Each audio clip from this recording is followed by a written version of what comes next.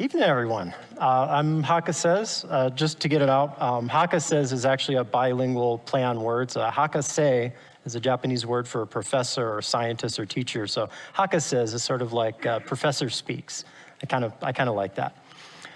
So today I'm talking about build a better Tesla coil. Before, I like to start off to sort of set the stage or the tone of what I trying to accomplish here. And what I want to tell is a little bit of story. This would be the tale of the mad scientist. So it's sort of a parable, true story. So we follow the work of a fellow scientist experimenter working diligently at his workbench. He spent many years playing with electronics and magnets and gadgets and has built many things in the past. But his true passion was cracking the great secret to make a device that could produce unlimited electrical power from the inexhaustible vacuum. One weekend morning, this experimenter finds himself trying to replicate an old schematic he found online, some complex mesh of transistors and capacitors and hand-wound coils wound over a ferrite core. He doesn't understand what everything in the circuit does or how the machine is really supposed to work. He just followed the schematic, put all the components together with something that he had on hand. He begins going through the motions like any good tinkerer like us would do, which is turning knobs and swapping components, changing duty cycles and frequencies, playing around, watching the output of a small bulb that's sitting on the table. All of a sudden, while adjusting a potentiometer, he sees a brilliant white flash from the bulb, followed by darkness. He immediately checks the bulb and finds the filaments missing, completely burnt to a crisp, which is strange because he was only operating the device in the milliwatt range. So he swaps the burnt 15-watt bulb with a 150-watt bulb and flicks the power again. This time, the bulb shines brilliantly and blindingly, but this time it doesn't burn out. He looks and checks at the power supply to find that the current draw has actually dropped to 0. In a fit of inspiration, while the bulb is still shining with a hot, bright light, he adds a large capacitor across the machine and then removes the banana plugs to the lab power supply. The bulb stays lit. He disconnects the last remaining ground scope probes and test leads, and still the bulb shines, unfazed by the fact that it's no longer plugged into anything. Experimenter quickly snaps a few photos and takes a short video with his phone, too excited for words. It's ecstatic. After all these years, he has a small device sitting on the bench, completely powering itself and a 150-watt incandescent load. With the evening fast approaching, he rushes to the hardware store and returns with a bag full of bulbs and wires and sockets. He hooks them all in parallel to the output and finds the device happily powers all the added loads. Now, the device is powering 10 halogen bulbs totaling almost 2 kilowatts, with each of them lit to a brilliant blue-white light and a sweltering amount of heat. He feverishly takes measurements, checks the voltages and scope shots, looks at the waveform with the output. Work, sleep, family, all of these things take a back seat to the amazing breakthrough he made. This process continues well into the evening to the early morning. Finally, the experimenter is exhausted, so he flicks the switch, turns the device off, goes to bed, and wakes up in the morning or the afternoon. By the time he wakes up, early as he can, he goes right back to the workbench, checks a few wires, charges that capacitor, and flips a switch. Only this time, nothing happens. He attaches the bench power supply back and tries again, but the bulb remains dark. He removes the extra load and returns to a 150-watt bulb, still nothing. Finally, he begins adjusting potentiometers and timing once again, but no matter what he does, the system doesn't start. The next few days are spent checking wires, changing frequencies and duty cycles, swapping components, looking for short circuits and open circuits, changing power supplies, and yet still nothing. Days turn into weeks, weeks turn into months, and before long, what was left on the bench has been completely torn apart, redesigned, and barely resembles anything from the experiment that he had made that amazing day. The scientist falls to madness, knowing that he tasted the sweetest victory and then lost it. So this story is, we'll say, based on a true story. It's actually based on several. I think many people here could name an inventor or two with some incredible past success that they just can't replicate, and they might even be in this room or watching online. What can we learn from this? Well, I think one lesson is that blindly building without regards to theory or operating principles is probably doomed to fail. Or worse, it's doomed to succeed for a day or a week or a month. Without a foundation or a principle of operation or any further knowledge, it'll always be a one-off, a miracle never to be replicated. So that's my philosophy of why I operate this way. Today's talk is going to be build a better Tesla coil. So what do we actually mean by that?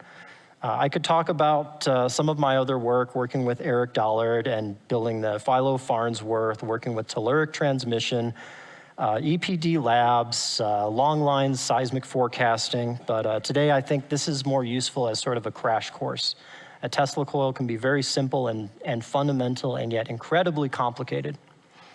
So I know we can spend hours talking about the basics and not get to anything juicy, and I know we can talk above everybody's heads with nothing but math and scientific jargon. So I'm going to kind of skim around and hop through a lot of topics, but hopefully we'll get a couple concepts or a foundation where people might be able to start going home and building things themselves. So what is a Tesla coil? Well, a Tesla coil is just a transformer. It transforms high current, low voltage into high voltage, low current.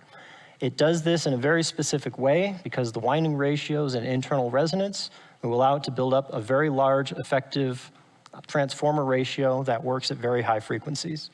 Most conventional transformers have an iron core or something else, and that core just breaks down when you get to high RF frequencies. The Tesla coil allows us to have very high frequencies, very high powers, and very, very, very high efficiencies. The talk that I had given in 2022 was also about Tesla coils, and I had done some observations that the Tesla coils that we tend to build today that look like this one on this side of the table here don't actually look like a lot of what Tesla had done in his days. And I found that really interesting. I explored that really deeply. And it turned out that the coils that we call Tesla coils today are generally actually Lodge coils, or Paul Marie Odin would be the other person that had wound similar coils. If you compare the schematic, it's almost a one-for-one with the Tesla coils that you'll see today and the coils that were designed by Odin. If we go to what Tesla had actually built, you'll notice this does not look like a conventional Tesla coil you'll see on the bench. You can see the extra coil is in the middle. Most coils do not have an extra at all. And it's really hard to see, but along the outside of the room is actually the primary and the secondary. The secondary is something like 70 or 80 feet in diameter. And the other thing is this coil is such a large size, this coil resonates at such a low frequency, it's almost at the ultrasonic. Most Tesla coils like this might operate at a megacycle or a couple megacycles, whereas this was actually operating at 50 to 100 kilocycles, almost ultrasonic. Totally different ballpark of what we see today. And if we compare what a Tesla-era Tesla coil looks like, we compare that with a coil that was presented by Eric Dollard in 2019. He had made a 20-to-1 scale model functional 3-coil Tesla coil. And he had demonstrated that in the conference, and it operated very efficiently. We had some very interesting experiments with it. And the point was, I built a scale model using the original principles and building it the way Tesla had built it, and lo and behold, it worked. So what is the reason why we would want to build a better Tesla coil following the original principles of Tesla? Well, I have 2 coils sitting here on the table. The coil on this side is we'll say a modern Tesla coil. This is a conventional 2-coil system. Actually, we'll go right here. This is the schematic for it. It uses a blocking oscillator, or you'll call it a Slayer exciter. This is a very common Tesla coil that you'll see on Amazon, one of those cheap little plasma generators or things like that. They'll use a very simple circuit like this. And I don't know what it has on the bench here, but probably about 5 to 10 watts. We're only at 4 watts, but we turn up a little. But see, at 4 or 5 watts, like any other good Tesla coil, we can light a bulb. We can light a fluorescent bulb to some pretty good distance away. And everyone's probably pretty familiar with that. Well, This coil, as you see, does not look like a common Tesla coil that you will see in a lot of videos. This is, Eric Dollard was one of that turned me onto this. This is a Tesla coil. This coil has no primary, it has no secondary. You'll see there is a frequency generator. This is just a little Chinesium signal generator. It puts out less than 1 watt, and it's powering a specific signal that goes right to the lower end of this single coil. And this single coil, as an extra coil, this is a Tesla coil too, by itself. And if we look at the meter here, it's you can't really see it. It's way too slow, but right now it has the forward power. I've measured it before. It's between about 0.1 and about 1/3 of a watt, so 0.1 to 0.3 watts. And what's interesting is that when you follow the original principles, you'll find that you can get the same type of impact. You can get a much more efficient system at less than 1/10 of the power than what's being done on this end. And the point is that we've built this differently. We only have one coil. It's tuned very efficiently. It's wound on high-density polyethylene. And by causing all these principles, this allows us to make a much more efficient system. If you look at the schematic, this is the schematic of the Tesla coil that you see on your right-hand side here. It's not even a circuit, it's a SIR. There's one wire that goes from the positive lead of the signal generator to the bottom lead of the coil. The ground isn't connected, there's no other systems connected, it's completely, sitting there.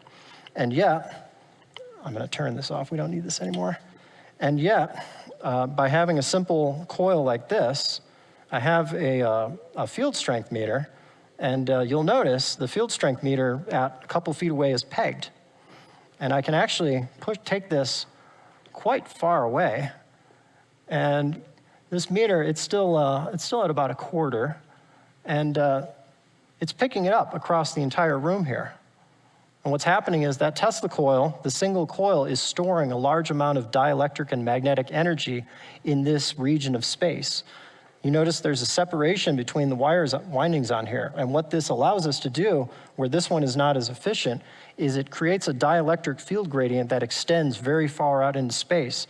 So instead of this coil, where all of the energy is being stored in here, this is storing energy in the entire area around the room.